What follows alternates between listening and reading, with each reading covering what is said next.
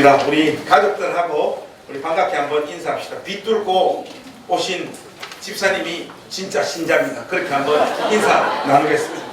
인사 한번 하십시오.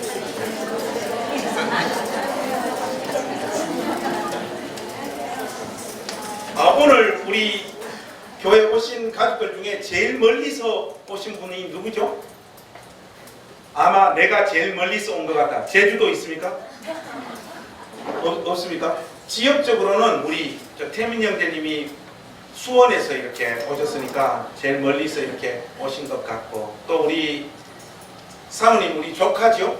조카는 미국에서 공부하다가 오늘 우리 교회 이렇게 처음 왔으니까 우리 교회 계속 다닐 사람 아니면 인사를 안 시키는데 특별하니까 자리에서 잠깐만 미국에서 방학이어서 이렇게 들어왔다는 분들 환영하고 박수 한번 드립니다. 오늘 여러분들하고 사도행전 28장 5절 말씀을 좀 한번 나눠보겠습니다. 제가 신학교 다닐 때 여러 유명한 목사님들 강의 서적을 이렇게 읽어보면 제일 이렇게 놀랍고 대단한 분들이 누구신가? 개인적으로는 성경 한 절을 가지고 설교를 한 달 동안 이렇게 하시는 목사님들이 가끔 계시더라고요. 한 주 하기도 어렵잖아요. 근데 오늘 제가 그걸 한번 시도해 보겠습니다. 18장 5절 가지고 오늘 이 한 절 말씀으로 오늘 여러분들하고 말씀을 좀 이렇게 나눠보겠습니다. 여러분, 사도행전 17장에는 우리가 쭉 살펴봤듯이 베레아 지역에서 복음전도 사역을 펼치는 장면들을 우리가 만나게 됩니다. 특별히 그 17장에 데살로니가의 저작거리 깡패들이 베레아 지역까지 찾아와서 사람들을 선동해서 복음전도를 방해하는 장면들을 나오는 것, 여러분 제가 여러 차례 여러분들에게 말씀드렸던 기억이 여러분들에게 있으시죠? 그 상황에서 사도는 아테네 지역으로 급히 넘어가지 않습니까? 배를 타고 그 아테네 지역에 도착한 사도가 베레아 지역에 두고 온 실라와 디모데에게 속히 아테네로 넘어오라고 그렇게 이야기하는 장면들이 있었죠. 여러분 17장 15절 말씀 한번 보십시오.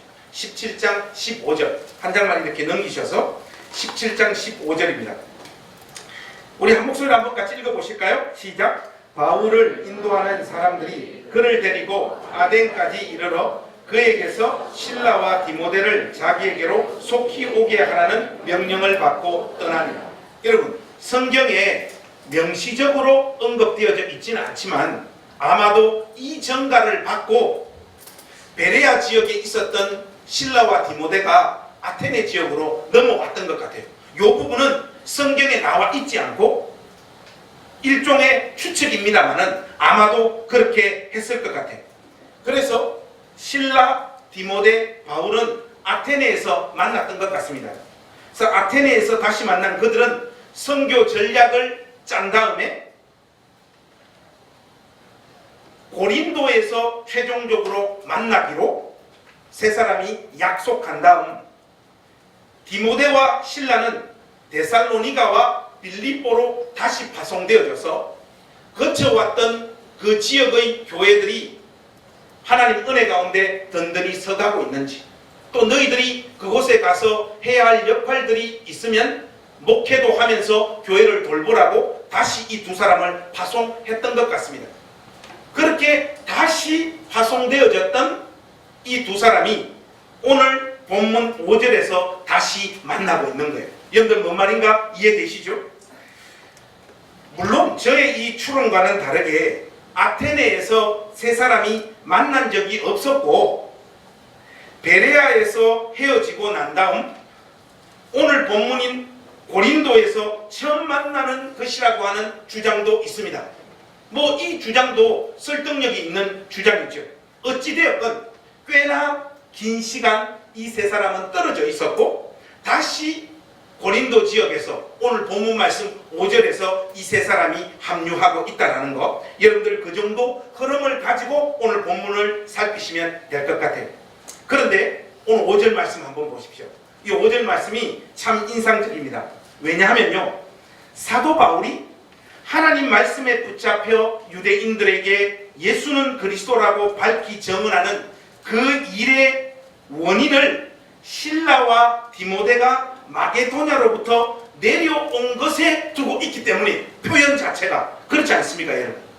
실라와 디모데가 마게도냐로부터 내려온 그것이 결정적으로 사도 바울로 하여금 하나님 말씀에 붙잡혀서 예수가 그리스도라고 하는 이 사실을 가열차게 정언하는 어떤 힘을 북돋아 줬다라고 하는 뉘앙스가 이 5절 말씀 안에 담겨져 있는 것이죠. 근데 이 말의 정확한 뜻을 우리가 오늘 한번 정리하고 넘어가야 될 것 같습니다. 왜냐하면 오늘 설교에 있어서 가장 중요한 지점이기 때문에 그래요.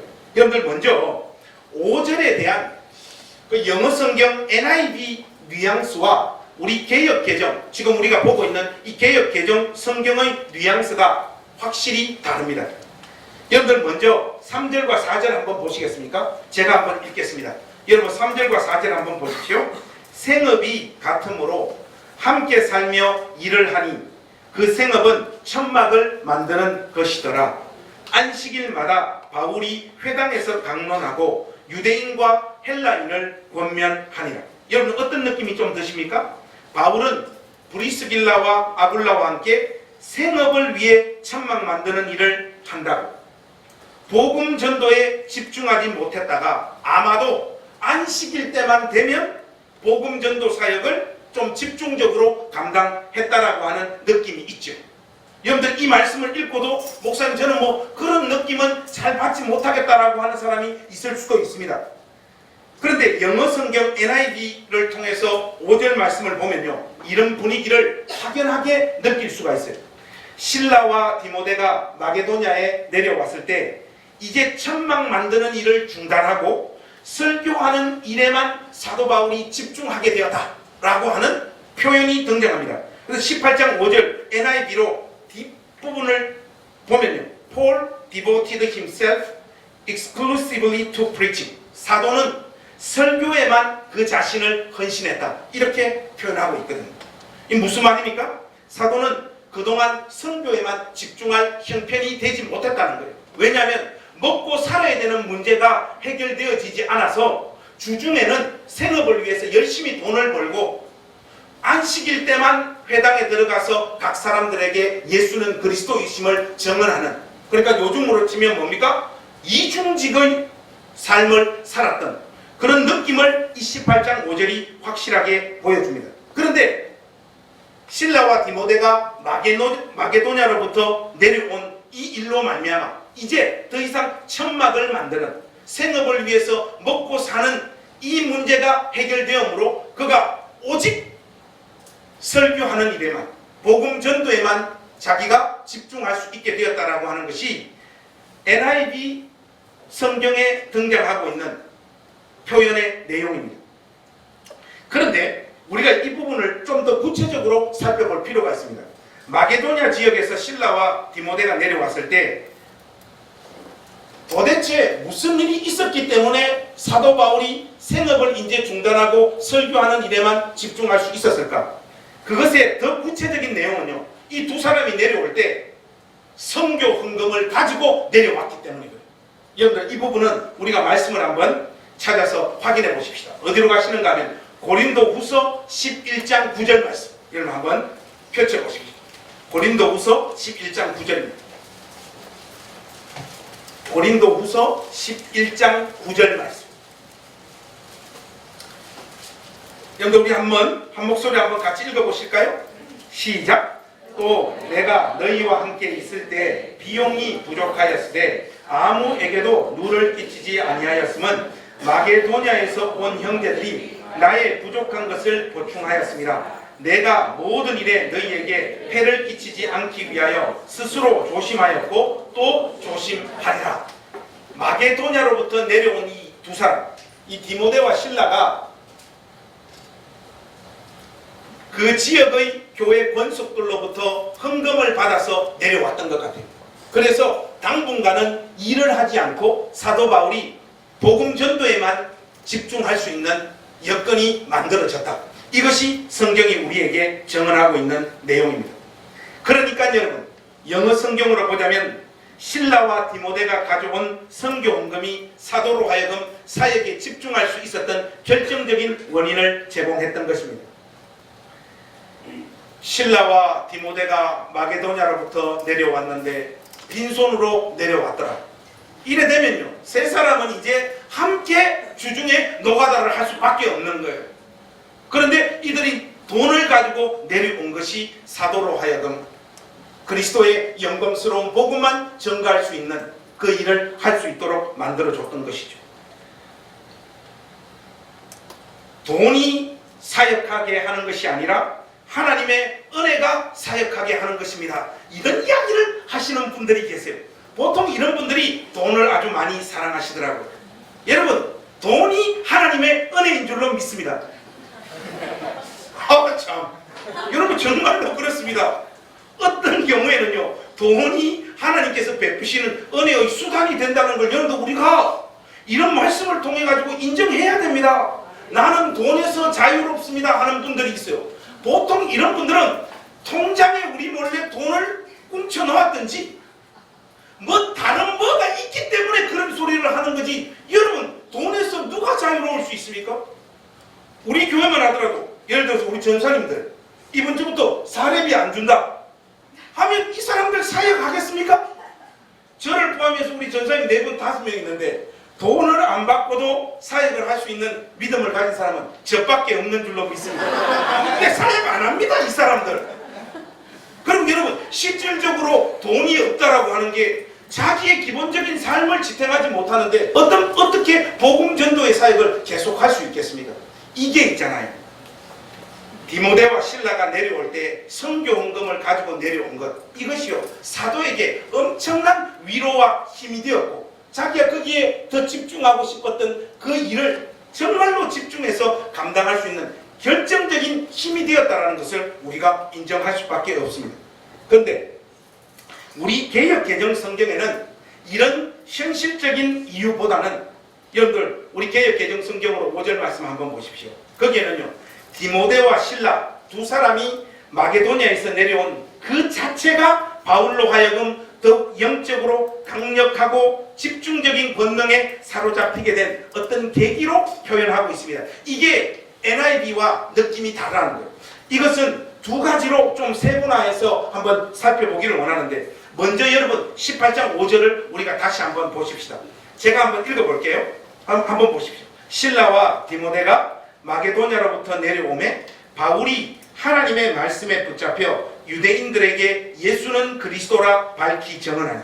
여러분, 설마 사도 바울이 디모데와 신라가 가지고 온 선교 헌금, 오직 돈 때문에 하나님의 말씀에 붙잡혀서 더 열심히 사역하게 되었더라, 오직 그 이유밖에 없었겠습니까? 그렇지 않습니다. 사도로 하여금 더욱 힘을 내어 주의 복음을 전하는 자리로 내몰았던 이유는요, 돈도 돈이지만 디모데와 신라가 가지고 온 현지 교회의 소식 때문에 그렇습니다. 그들이 하나님 은혜 가운데 든든히 성장하고 자라가고 있다라고 하는 이 소식이 사도로 하여금, 내가 뿌린 복음의 씨앗이 그냥 땅에 떨어지지 아니하고 그 보잘것없는 외침을 붙잡아 하나님이 지금도 일하고 계시구나 하는 이 자각, 이 깨달음 때문에 더 가열차게 이 고린도 지역에서 복음 전도의 사역들을 열심히 펼칠 수 있었던 것이죠. 여러분, 이것은 저의 추측이 아닙니다. 이 부분도 우리가 성경 한번 열어보십시다. 여러분, 데살로니가 지역에서 내려왔던 디모데로부터 어떤 소식이 전해지는가 하면요, 데살로니가 전서 3장 한번 보십시오. 여기 보면 이런 표현이 분명히 나와요. 데살로니가 전서 3장 6절, 6절에서부터 우리 13절 한번 교독하겠습니다. 제가 6절 읽겠습니다. 데살로니가 전서 3장 6절, 제가 먼저 6절 읽겠습니다. 지금은 디모데가 너희에게로부터 와서 너희 믿음과 사랑의 기쁜 소식을 우리에게 전하고, 또 너희가 항상 우리를 잘 생각하여 우리가 너희를 간절히 보고자 함과 같이 너희도 우리를 간절히 보고자 한다 하니.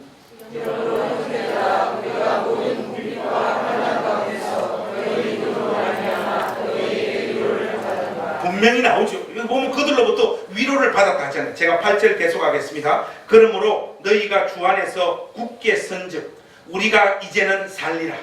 우리가 우리 하나님 앞에서 너희로 말미암아 모든 기쁨으로 기뻐하니 너희를 위하여 네 어떠한 감사로 하나님께 보답할까. 주야로 심히 간구함은 너희 얼굴을 보고 너희 믿음이 부족한 것을 보충하게 하려 함이라. 하나님 우리 아버지와 우리 주 예수는 우리 길을 너희에게로 갈 수 있게 하시오며 또 주께서 우리가 너희를 사랑함과 같이 너희도 피차간에 모든 사람에 대한 사랑이 더욱 많아 넘치게 하사 너희 마음을 굳건하게 하시고 우리 주 예수께서 그의 모든 성도와 함께 강림하실 때에 하나님 우리 아버지 앞에서 거룩함에 흠이 없게 하시기를 원합니다. 여러분, 사도 바울은요, 데살로니가에서도 베레아에서도 아테네에서도 자신의 사역이 별 열매가 없고 실패했다라고 생각을 했는데, 알고 보니까 이제까지 수고하고 애쓴 것이 전부 다 헛것인 줄 알았는데 그렇지 않는 거예요. 이 디모데를 통하여 이 데살로니가 교회 권속들이 믿음 안에서 사랑도 풍성하고 봉사도 하고 서로 섬기는 이런 열매들이 풍성해지고 있다라고 하는 소식을 들으면서 사도 바울이 얼마나 위로를 받고 힘을 얻었겠습니까? 명시적으로도 사도 바울 자신이 위로를 받았다라고 이렇게 표현하고 있지 않습니다. 제가 이번 주에 참 의미 있는 한 주였는데, 제가 페이스북에 글을 하나 포스팅을 했는데 어떤 분이 댓글을 달았는데, 혹시 육사단, 내가 몇 중대 나오냐? 7연대 혹시 11중대 출신 아니냐고 저보고 그러는 거예요. 그래서 맞다고 하니까 전화번호를 이렇게 깔아주시더라고요. 지금 빨리 전화를 좀 달라고. 전화를 딱 하니까 저보다 2주 먼저 군대 온 고참이에요. 그 고참이 누군가니까 제가 군에 있을 때 전도했던 사람이에요. 이 사람이 지금 막 예수님을 너무 열심히 믿고 있더라고요. 저보다 더 열심히 믿고 있어요. 그 객관적인 증거가 뭔가니까 이 사람 담장에 가보니까 24시간 주님 바라보기 그거 하고 있더라고요. 여러분 알다시피 제가 그런 걸 좋아하지 않습니까?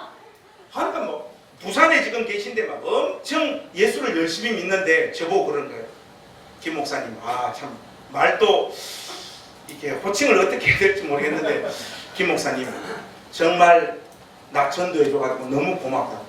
내가 몇 년 동안 계속 목사님을 찾았다고. 뭐 인터넷에도 검색해보고 뭘 해보고, 혹시 김관성 집사가 됐네 해가지고 집사로도 검색해보고 뭐 하다가 결국 이렇게 발견하게 됐다고. 여러분, 제가 보기하고 다르게 참 옛날에는 전도 진짜 열심히 했거든요. 제가 고등학교 다닐 때만 해도 우리 반 친구들이 우리 교회 한 번 안 따라간 애들이 없어요. 전부 다 한 번씩은 다 교회를 갔었고, 군에 있을 때도 우리 중대는 제가 전도를 너무 별나게 열심히 해가지고 주일날 교회 갈 때는 거의 절반 이상 기독교 쪽 해가지고 가고 했는데, 이 김영길이라고 하는 분인데, 시간이 제가 군대 갔다 온 게 벌써 많이 돼서 이 사람을 제가 전혀 기억을 못하죠. 근데 이렇게 전화가 와가지고 제가 전도했던 사람이 지금 그리스도 안에서 구주이신 우리 주님을 이렇게 열심히 섬기고 있다라는 그 소식을 들으니까요, 굉장히 감동이 있더라고요. 나는 이미 다 잊어버린 나의 수고, 내가 뿌렸던 복음의 씨앗이 실질적으로 지금 열매 맺고 있지 않습니까?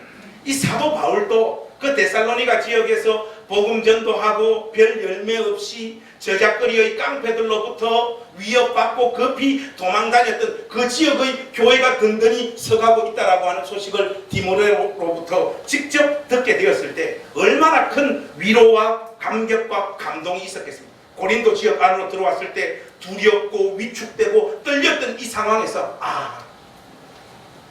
내가 감각하거나 내가 깨닫지 못하는 나의 수고 가운데 하나님의 일하심이 분명히 있구나, 이걸 깨달으면서 다시금 예수는 그리스도이심을 사도 바울이 증언하는 일들에 열심을 내었던 거죠. 이것이 사도 바울로 하여금 다시 일어서게 만들었던 것이고, 그리고 또 하나, 이 마게도냐 지역에서 디모데와 실라가 내려왔을 때 처음에는 선교 헌금, 두 번째는 그 지역의 소식이 사도 바울로 하여금 다시 두려움 가운데 일어서서 복음을 전하게 만들었다면, 세 번째는 더 나아가 함께 생사를 넘나들면서 주의 복음을 위해서 수고했던 두 사람이 이제는 사도 바울 자신 바로 옆에 있다라고 하는 이 사실 자체가 사도로 하여금 힘을 내어 그리스도의 복음을 증거하게 만들었던 것 같습니다.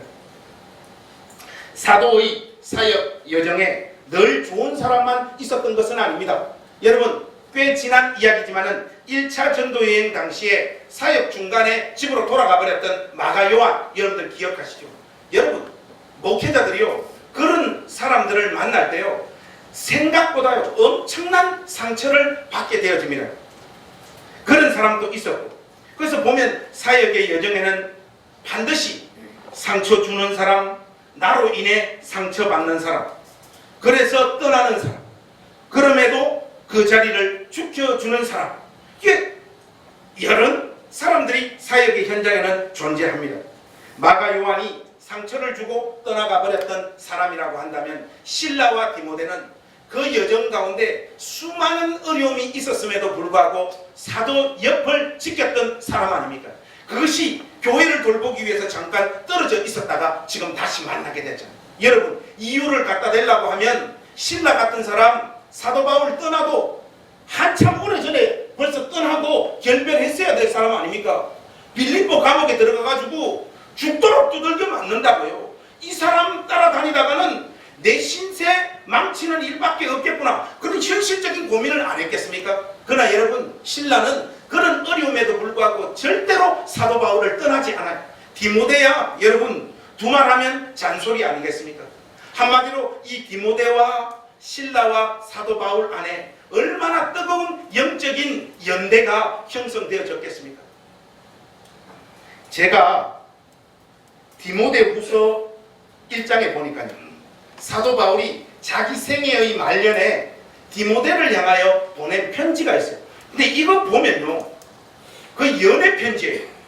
그 제가 어제 테스트 해본다고 우리 지은이 앉혀놓고, 지은아, 아빠가 지금 한 구절 읽어줄 테니까 이게 하나님 말씀 같은지 아니면 연애 편지 같은지 네가 한번 이야기해보래. 여러분 한번 들어보세요.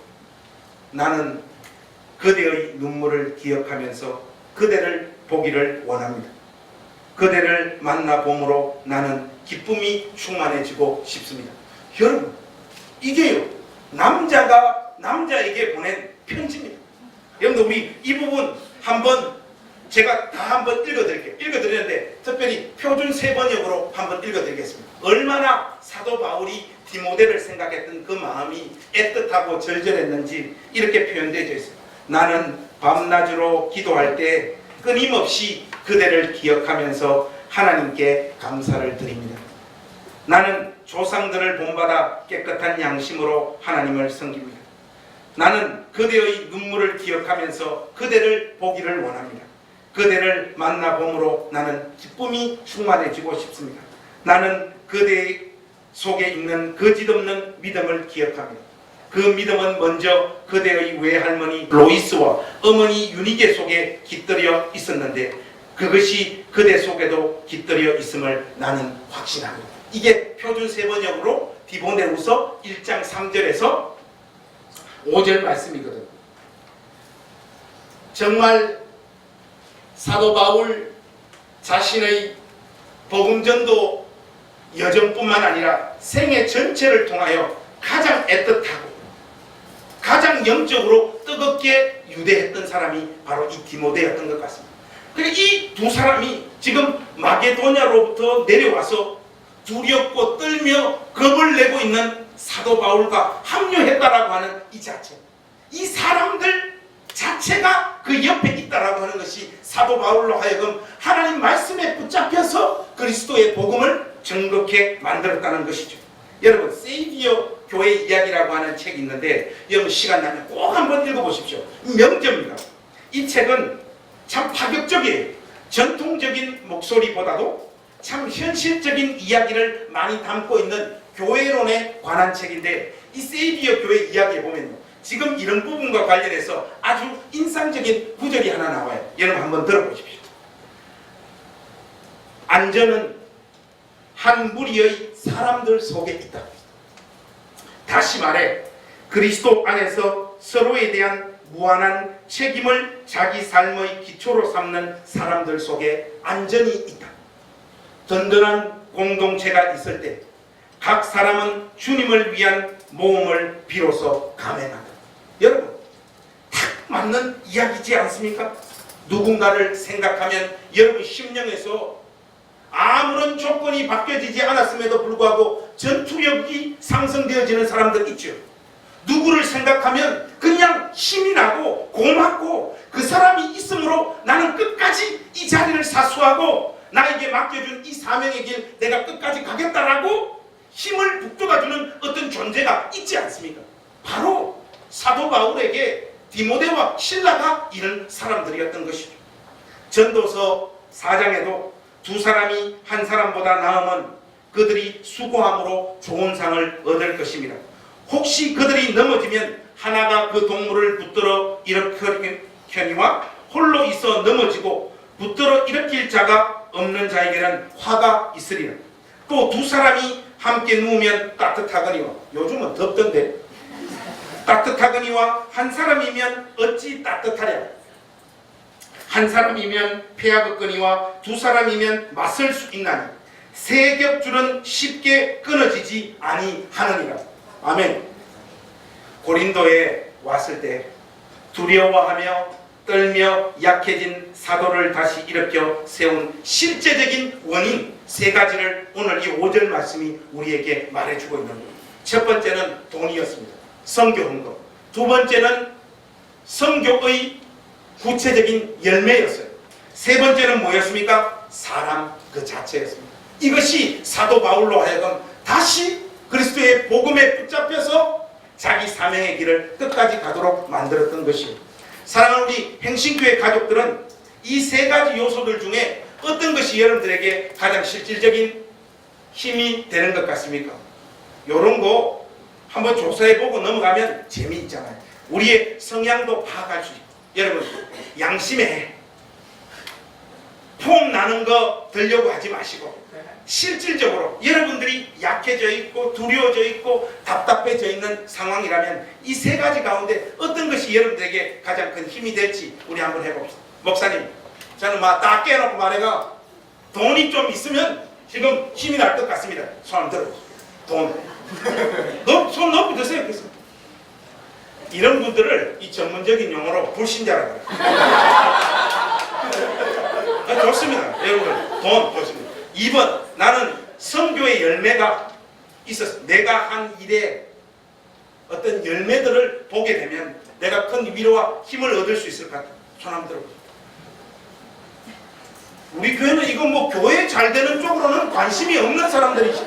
좋습니다. 2번은 별로 없고. 사람. 목사님, 저는 돈보다 선교의 열매보다 사람인 것 같습니다.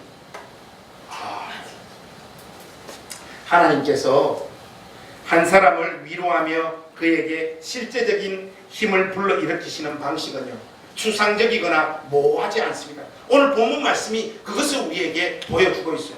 구체적이고 선명하며 당사자에게 지금 가장 필요한 그것을 제공하시는 하나님의 실질적인 은혜가 여러분 인생 가운데 넘치시기를 우리 주님의 이름으로 축복합니다. 여러분, 하나님의 탈진하고 무너져 있고 낙심하고 좌절하고 두려움에 빠져 있었던 사람을 이렇게 세우는 구체적인 장면을 우리가 한 장면 더 한번 확인해 보십시다. 여러분, 열왕기상 19장으로 한번 가보실까요? 열왕기상 19장 1절에서부터 14절 말씀을 우리가 쭉 봐야 되는데, 이 말씀은 일단 펴놓고 우리가 하나하나 좀 살펴보십시다. 사도 바울은 금방 우리가 쭉 살펴봤듯이 복음 전도의 여정 가운데 자신의 심적 상태를 어떤 식으로 표현했습니까? 고린도에 들어왔을 때 두렵고 심이 떨고 약해졌다고 말하고 있죠. 또 그가 쓴 편지 내용을 보면 복음 전도의 여정을 통해서 사도가 얼마나 이 여정이 고통스러웠던지 이런 말까지 합니다. 힘에 겹도록 심한 고난을 당하여 살 소망까지 끊어지고. 이 사도 바울의 자기의 고백입니다. 그리스도의 복음을 전가하는 이 일을 하다가 살 소망까지 끊어져 버린 이 상황 가운데 내몰린 자기 마음을 표현하고 있습니다. 이런 사도 바울의 마음과 열왕기상 19장의 엘리야의 마음의 상태가 거의 대동소이한 것 같아요. 여러분 그 19장 4절 말씀 한번 보시겠습니까? 4절 말씀 한번 보세요. 4절 우리 한 목소리로 한번 읽어보겠습니다. 시작.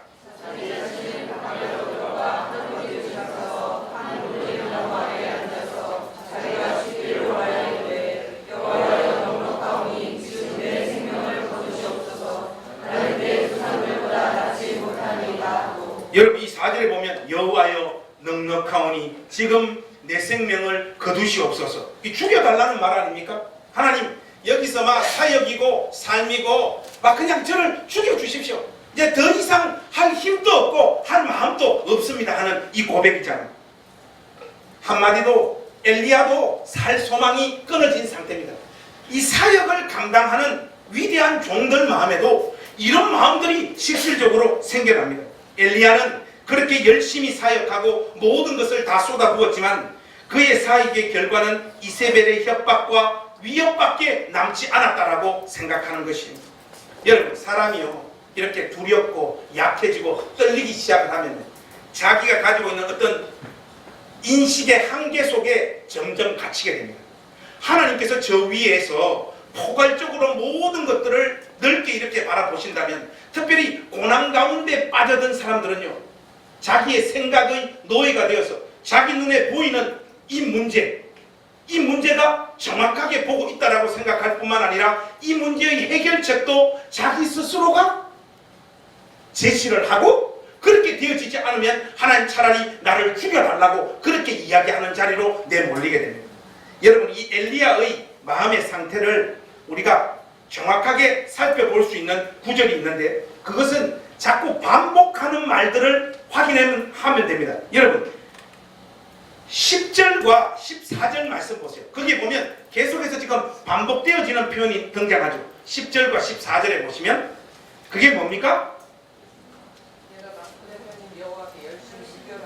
유별한데 10절과 14절에 보면 공통적으로 반복하는 말이 있지 않습니까? 그게 뭡니까? 자기만 남았다는 것. 하나님 이 사역 하다가 나만 지금 남았지 않습니까? 나만 나 이외에 누가 하나님 영광을 위해서 이 바알의 전사들과 또 이세벨과 싸우고 있는 자가 있습니까? 나밖에 없지 않습니까? 하나님 나밖에. 이게 지금 좁아진 엘리야의 마음의 상태. 그렇게 그는 좌절과 절망 가운데서 완전히 탈진해버린 것입니다. 살 소망을 잃어버린 거예요. 그런데 여러분 재미난 게 있어요. 이게 뭔가 하면 하나님께서 이렇게 영적으로 탈진해버린 엘리야를 이렇게 세우시는 구체적인 방법을 한번 보자고. 우리가 사도행전 18장 5절에서 사도 바울을 이렇게 세운 것이 돈과 선교의 열매과 사람이라고 하는 감각적으로 실질적으로 붙잡을 수 있는 어떤 것들이었잖아요. 근데 이 영적으로 완전 탈진하여 죽기를 소망하는 엘리야를 일으키는 방법도 다르지 않습니다. 여러분 5절에서부터 8절 말씀 이 부분은 중요하니까 우리가 소리내서 한번 5절에서 8절 한 목소리로 같이 읽었으면 좋겠습니다. 5절에서 8절입니다. 시작. 노뎀나무 아래에 누워 자더니 천사가 그를 어루만지며 그에게 이르되 일어나서 먹으라 하는지라. 본즉 머리맡에 숯불에 구운 떡과 한 병 물이 있더라. 이에 먹고 마시고 다시 누웠더니 여호와의 천사가 또 다시 와서 어루만지며 이르되 일어나 먹으라. 내가 갈 길을 다 가지 못할까 하노라 하는지라. 이에 일어나 먹고 마시고 그 음식물의 힘을 의지하여 40주야를 가서 하나님의 산 호렙에 이르니라. 여러분 하나님께서 이 엘리야를 이렇게 세우시는 방법이 뭔가 하면 어루만지시고 먹이고 재우고 먹이고 재우고를 반복하는 거예요. 이러니까 엘리야가 여러분 저는 이 8절 말씀 다시 한번 읽다가 익숙한 말씀이기도 했지만 이 표현 자체가 굉장히 재밌어요. 그 음식물의 힘을 의지하여 40주 40야를 가서 하나님의 산 호렙에 이르니라. 보통 교회 권속들이 목사님 너무 힘들어서 나 정말 이게 죽어버리고 싶. 이런 분들 있잖아요. 홍두동 쭈꾸미 한 방이면 다 나요. 우리가 있잖아요.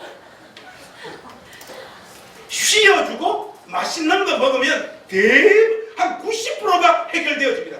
거기다가 돈 어디서 쏙 조금 입금되어지면요, 성령 충만이 바로 와요. 그게 우리입니다.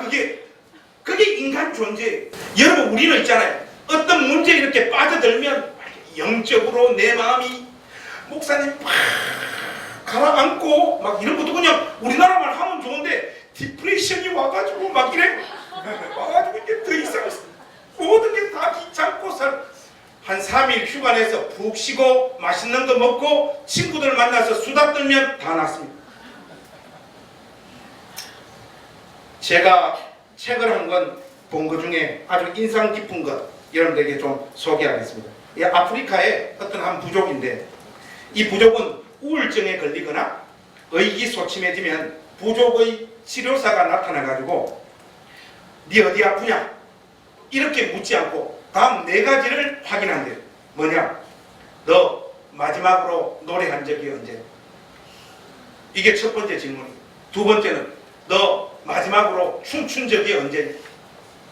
세 번째는 마지막으로 자신의 이야기를 한 것이 언제냐? 이걸 네 번째는 마지막으로 고요히 앉아 있었던 적은 언제냐? 물어보고 이 4가지를 한 지 오래됐으면 너는 아플 수밖에 없다. 지금 당장 가서 노래하고 춤추고 자기 이야기를 하고 고요히 앉아 있으면 너의 모든 마음의 병들이 깨끗하게 나을 거다. 여러분, 이게 우스운 이야기 같지만 이 정말로 그렇습니다.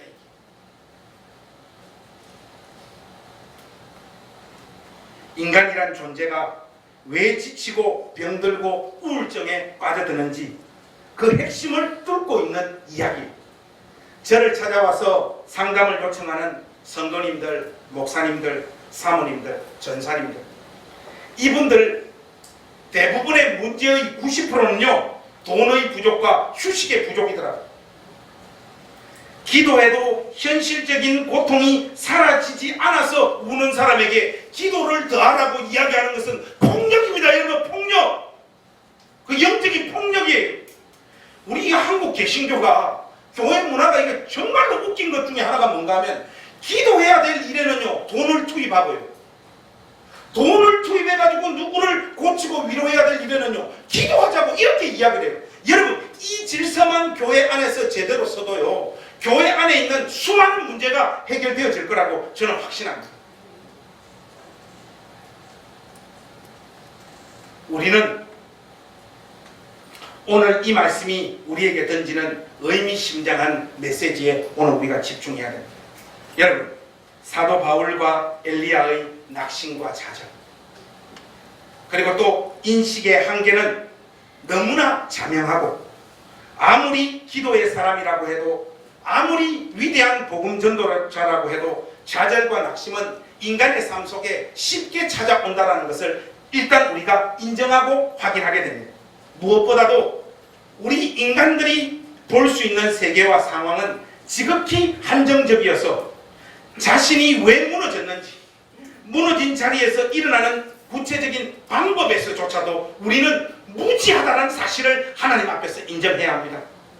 확실히 우리는 우리가 생각하는 것보다 훨씬 더 약하고 보잘것없는 존재라는 것을 오늘 본문 앞에서 인정하는 우리 행신교회 가족들이 될 수 있기를 바랍니다. 우리는요 정말로 별거 아닌 것 같고 무너지고 별거 아닌 것 같고 일어서는 존재지 않습니까? 금요일날 제가 기도회 끝나고 집에 가서 이렇게 누워있는데 제가 그날 많이 피곤하고 지쳐 보였던 것 같아요. 그래서 어떤 형제님이 잠이 안 오고 이랬는데 새벽 1시 반인가? 문자가 이렇게 왔는데, 목사님 힘내십시오, 이렇게 문자 하나 탁 왔어요. 눈물이 핑 도는데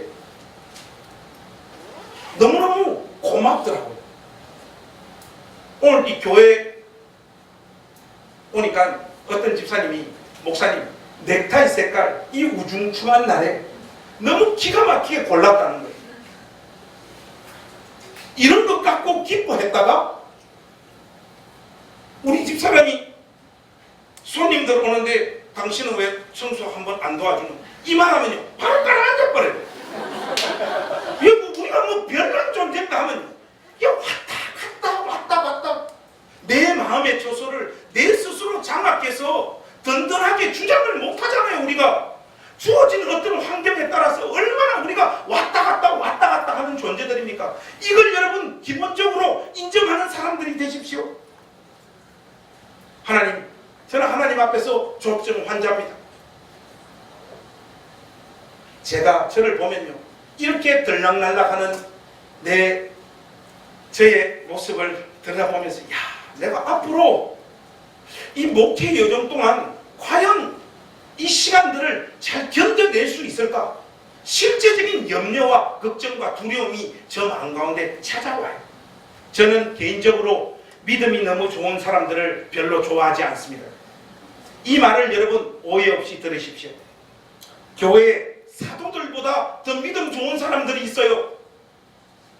바울과 엘리야와 다윗보다 더 강력한 믿음의 소유자들이 교회 안에 있다는 것, 이건 믿음이 없는 것보다 더 심각한 겁니다. 여기에서 교만이 뿜어져 나오는 것입니다. 무슨 말입니까 여러분? 낙심이라든지 좌절이라든지 괴로움과 답답함을 느끼는 그 자체를 죄로 인식하거나 부정적인 어떤 것들로 인식하는 문화, 이거 여러분 교회 안에서 깨끗하게 종식시켜야 됩니다. 구세어라 금수나, 이게 인생의 찬송인 사람들이 있어요. 백발백중 이런 사람들은요 더 크게 무너지고 그 회복도 어렵습니다. 강한 의지력을 믿음이라고 착각하지 마세요. 그거는 고집입니다 여러분. 고집.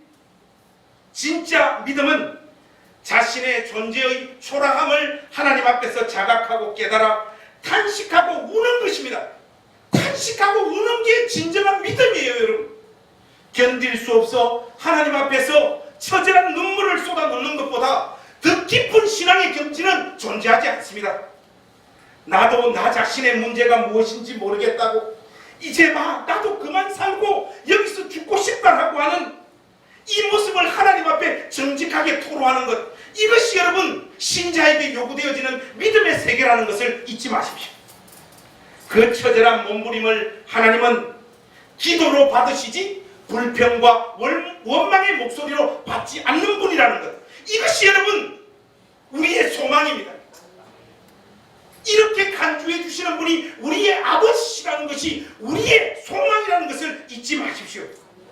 좌절과 눈물은 우리 인생들의 한계이지만 그것이 또한 우리의 정체이고 우리의 기도라는 사실을 우리가 기억하고 살아야 됩니다. 사도 바울과 엘리야가 탈진과 우울증, 심지어 자살 충동까지 겪었다면 저와 여러분처럼 열악한 존재가 그러한 경험을 인생의 여정을 통과하면서 겪는다는 것은 너무나 당연한 거 아니겠습니까? 여러분, 너무 잘나거나 너무 멋진 사람 되려고 몸부림치지 마십시오. 객관적으로도 여러분들은 잘나거나 멋진 사람이 아닐 뿐더러 교회에 와서 여러분을 너무 포장하지 말란 말이에요. 생의 어두운 시간을 통과하고 계시는 우리 행신교회 가족들이 있습니까? 바울과 엘리야와 같은 마음의 상태를 가지고 하나님 앞에 나와 있는 분들 계십니까? 하나님께서 여러분들의 문제와 여러분들 안의 그 갈망을 온전히 해결해 주시고 구체적이고 실제적인 방법으로 채워주시고 해결해 주시기를 우리 주님의 이름으로 축복합니다. 여러분 1년에 한 번은 기복주의 해야 될 거 아닙니까? 오늘 한번 달려버리겠습니다. 여러분 이래도 안 되고 저래도 안 되고, 그래서 더 이상 여러분 인생이 진행되어지는 게 나에게는 더 이상 의미가 없다라고 하는 이런 정도의 마음을 가지고 오늘 이 예배당에 찾아오신 분들 심령에 저 위로부터 임하는 충만한 위로와 은혜가 넘치시기를 우리 주님의 이름으로 축복합니다. 그런데 행식교회 가족 여러분, 우리 이것만은 잊지 말고 정리하십시다. 먼저는 여러분이 인식하고 있는 여러분의 문제와 그 생의 고통은 객관적인 사실이라기보다는 여러분이 그 상황을 과장하고 있을 가능성이 많다는 사실을 여러분 기억하십시오. 동시에 여러분이 직면하고 있는 그 고통 가운데 심령 속에서 막 이렇게 만들어지고 생성되어지는 그 많은 감정들이 지나치게 부풀려진 자기 연민이나 비하일 가능성도 아주 많다는 사실들을 잊지 마십시오. 사도 바울과 엘리야의 상태가 바로 이러했습니다. 그리고 두 번째는 내가 알고 있는, 여러분 스스로가 알고 있는 문제 해결 방법으로는 여러분들의 문제가 결코 해결되어지지 않는다는 사실도 오늘 이 본문 말씀을 통하여 하나님 앞에서 인정할 수 있기를 바랍니다. 왜냐하면 우리는 고통과 어려움과 시련들이 다가왔을 때 생각과 인식의 한계 안에 갇힐 수밖에 없는 연약한 존재들이기 때문에 그렇습니다. 그 안에서 여러분 스스로 생각하는 탈출구와 빠져나올 수 있는 방법은 여러분들을 결국은 더 망치지 편안하게 만들어주지 않는다는 사실을 기억할 수 있기를 바랍니다. 제발 여러분들의 방법을 끝까지 고수하는 어리석은 사람들이 되지 마십시오. 예레미야 10장 23절에 이런 말씀이 있습니다. 여러분 한번 들어보십시오. 여호와여, 내가 알거니와 사람의 길이 자신에게 있지 아니하니 걸음을 지도함이 걷는 자에게 있지 아니하나이다. 내 존재를 완전하게 또 선명하게 꿰뚫어 보시는 하나님께서 넋이나가 하나님 앞에서 울고 있는 우리의 문제에 대해 실제적인 답을 가지고 계시고 가장 실제적인 방법으로 우리를 돕기를 원하시는 분이라는 것, 여러분 이 말씀 오늘 우리가 붙잡고 나아가십시다. 그래서 오늘 우리 가족들하고 오늘 이 말씀의 결론을 정말로 이 말씀 한 구절 읽고 오늘 말씀 마무리 지으려고 합니다. 오늘 설교의 결론은 이사야서 41장 10절 말씀입니다. 우리 온 가족들 마음에 이 말씀이 새겨져 있기를 바랍니다. 이사야서 41장 10절 말씀. 한 목소리로 우리 41장 10절 말씀 우리 또박또박 한번 같이 읽고 오늘 설교 마무리하십시다. 이사야서 41장 10절입니다. 같이 읽겠습니다. 시작. 두려워하지 말라. 내가 너와 함께하리라. 놀라지 말라. 나는 내 하나님이 됨이라. 내가 너를 굳세게 하리라. 참으로 너를 도와주리라. 참으로 나의 의로운 오른손으로 너를 붙들리라. 여러분 우리가 하나님 앞에서 이 모양 저 모양으로 살아도 우리의 생의 전 시간이 능하신 하나님 손앞에 붙잡힌 인생이라는 것, 이거 우리 기억하며 노래하며 찬송하며 우리의 남은 생애를 하나님 앞에서 살아내는 복된 믿음의 사람들이 되시기를 우리 주님의 이름으로 축복합니다. 기도하겠습니다. 하나님, 낙심과 절망 가운데 있었던 사도 바울을 구체적인 방법으로 이렇게 세우셔서 예수가 그리스도이심을 하나님 말씀에 붙잡혀서 다시 정극해 만드신 그 하나님의 은혜가 우리 행신교회 온 권속들 삶에도 넘치기를 소망합니다. 하나님, 무엇 때문에 우리가 무너져 있고 무엇 때문에 우리가 좌절하고 울고 있는지 우리 자신보다 하나님께서 더 정확하게 아시오니 하나님, 이 시간 우리 행신교회 가족들의 삶에 하나님 찾아가 주셔서 가장 적절하고 가장 정확하고 우리가 실제적인 힘을 내어 주의 영광을 위하여 다시 일어설 수 있는 그 은혜를 허락하여 주시옵소서. 예수님의 이름으로 기도하옵나이다.